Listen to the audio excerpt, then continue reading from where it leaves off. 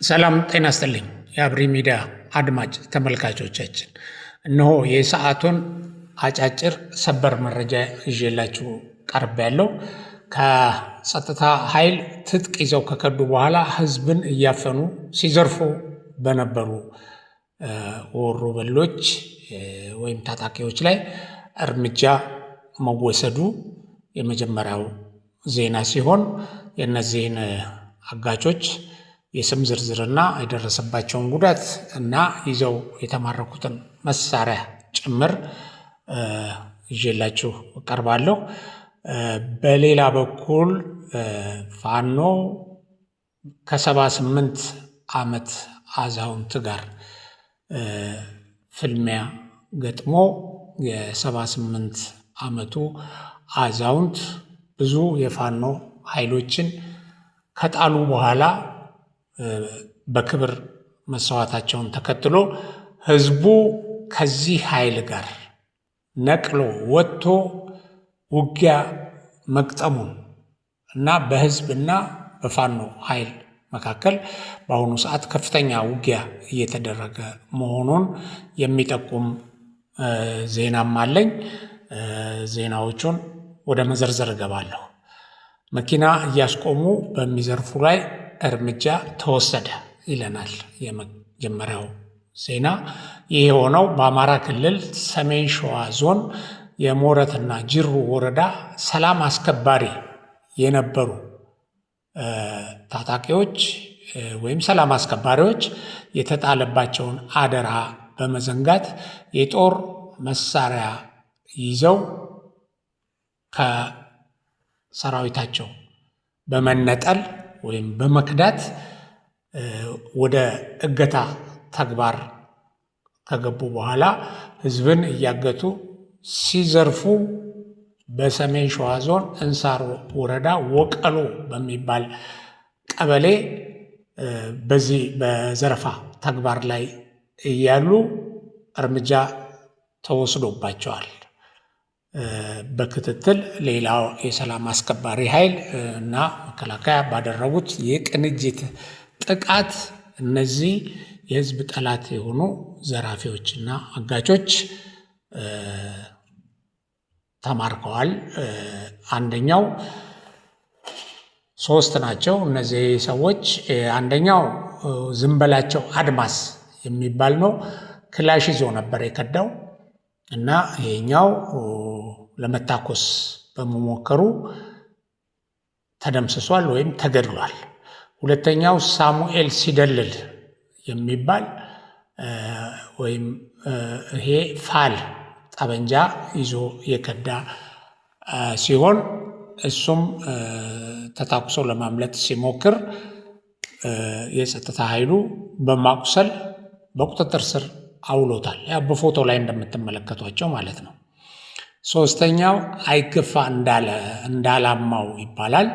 ይሄም ክላሽ ይዞ የከዳ ነው እና ይሄም እግሩን በማቁሰል በቁጥጥር ስር እንዲውል ተደርጓል። እንግዲህ ከጸጥታ ኃይሉ ወይም ከሰላም አስከባሪ አንዳንዶችም ከመከላከያና ከፖሊስ ትጥቅ ይዘው እየከዱ በእገታ ተግባር ላይ የተሰማሩና ህዝብን ሲያሰቃዩ ሲዘርፉ የነበሩ እና አንዳንዱንም እየገደሉ ከዘረፉ በኋላ ከፍተኛ ግፍ ሲፈጽሙ የቆዩ እንዳሉ ይታወቃል። ያው ጥቂቶች ኃላፊነታቸውንና የተጣለባቸውን አደራ በመዘንጋት እንደዚህ አይነት ተግባር ያካሂዳሉ። እንግዲህ ሀገራችን ውስጥ ያለውን አፈናና እገታ በቀላሉ መቆጣጠር ያልተቻለውም በዚህ ምክንያት ነው እና እነዚህ ኃይሎች የደንብ ልብሳቸውን እንደለበሱ ተመሳስለው መኪናዎችን ሲያስቆሙ ተሽከርካሪዎች እነዚህ የመንግስት አካል ይመስሏቸዋል፣ ይቆማሉ።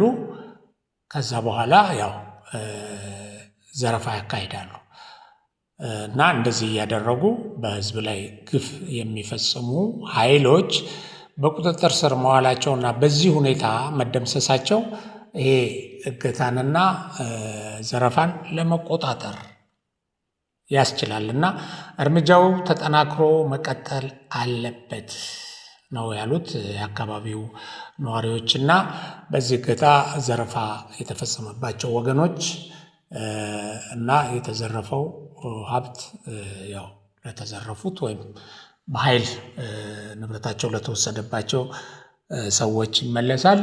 እንደምታዩት ለመቀጣጫ ተብሎ ያው በእገታ የወሰዱትን ብር ነክሰው ፎቶ እንዲነሱ ተደርጓል። እኔን ያየህ ተቀጣ ነው ይሄ።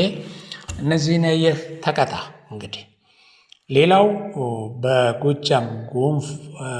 በጎጃም ጎንቻ ሲሶ አነሴ ወረዳ ውስጥ አንድ የ78 ዓመት አዛውንት ጽንፈኞች ቤታቸውን ከበው በሌሊት ዘረፋ ሊያደርጉባቸው ሲሞክሩ ተታኩሰው ብዙዎችን ጥለው የጽንፈኛው መሪ ጭምር ከገደሉ በኋላ በክብር መሰዋታቸውን የሚያመለክት ዜና ነው። የ78 ዓመቱ አዛውንት በሚያስገርም ጀግንነት ጽንፈኞችን ብቻቸውን ተፋልመው መሪውን ከገደሉ በኋላ ህዝቡ ከየቤቱ ወጥቶ በእኚህ በተከበሩ አዛውንት ላይ የተፈጸመው ግፍ ስለመረረውና ቀደም ብሎም በዚህ በጽንፈኛው ኃይል ይደርስበት የነበረውን ግፍ ምክንያት አድርጎ ከዚህ በኋላ ይሄን ኃይል ተፋልመን ከአካባቢያችን ማራቅና ሰላማችን ማስከበር አለብን በሚል በነቂስ ወጥቶ የዚህ የአነሴ ወረዳ ህዝብ በአሁኑ ሰዓት ከጽንፈኛው ጋር እየተፋለመ ይገኛል እና ይህንን ታሪክ ዘርዘር አድርገን ስናየው በተጠቀሰው ቦታ በጎንቻ ሲሶ አነሴ ወረዳ በወንድዬ ቀበሌ አሻግሬ አየለ የተባሉ የ78 ዓመት አዛውንት የጽንፈኛው ቡድን አባላት በትናንትናው ዕለት ማለትም ሰኔ 3 2018 ዓ.ም ሮብ ከምሽቱ 5 ሰዓት ላይ ቤታቸውን በማንኳኳት እንዲከፍቱ ይጠይቋቸዋል። ምንድናችሁ? እነማን ናችሁ? ምንድን ነው የምትፈልጉት?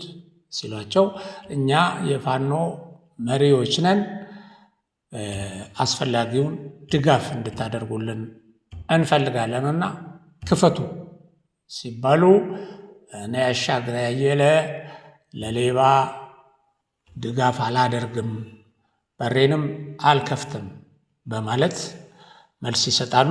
የጽንፈኛዋ ቡድኑም ይህንን የድፍረት መልስ አስቆጥቷቸው ቤታቸው ላይ የተኩስ ሩምታ ይለቁባቸዋል።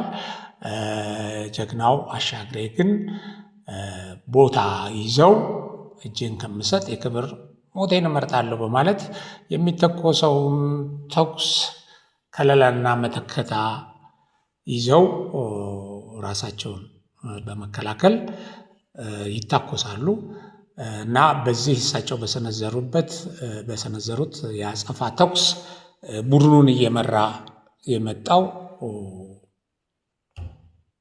ተገደለ እና ያው የተወሰኑትንም እንደዚሁ ጣሉ። በመጨረሻ ግን እነዛ ያው በቡድን የመጡ ስለሆኑና የያዙት መሳሪያም እሳቸው ከታጠቁት የተሻለ ስለሆነ ያው በአውቶማቲክ ተኩስ ሊገሏቸው ወይም መስዋዕት እንዲሆኑ ሊያደርጓቸው ችለዋል። ይሄንን ተኩስ የሰማና በመጨረሻም የአዛውንቱን የተከበሩትን አዛውንት መውደቅ የሰሙ የአካባቢው ነዋሪዎች ሆ ብለው በመውጣት ከጽንፈኛው ቡድን ጋር ውጊያ ይገጥማሉ እና እሳቸው በመጀመሪያ ከነዚህ የቡድኑ አባላት ጋር በመተናነቅ የጣሉት የጽንፈኛው ቡድን መሪ የሆነው ዮናስ የተባለ የገብርዬ ይሄ የታወቀ የፋኖ መሪ ነው። በዛ በቀጠናው የእሱ የቅርብ ወዳጅ የሆነውን በራቸው ላይ ነው የገነደሱት። ቀሪዎቹን ደግሞ ሁለቱን እንደዚሁ እሱ ላይ በመደረብ በጀግንነት ተፋልመው እንደወደቁ ያው በመጨረሻ ቡድኑን አባላት ህዝቡ ካባረረ በኋላ ሊረጋገጥ ችሏል እና የወንድዬና አካባቢው ህዝብም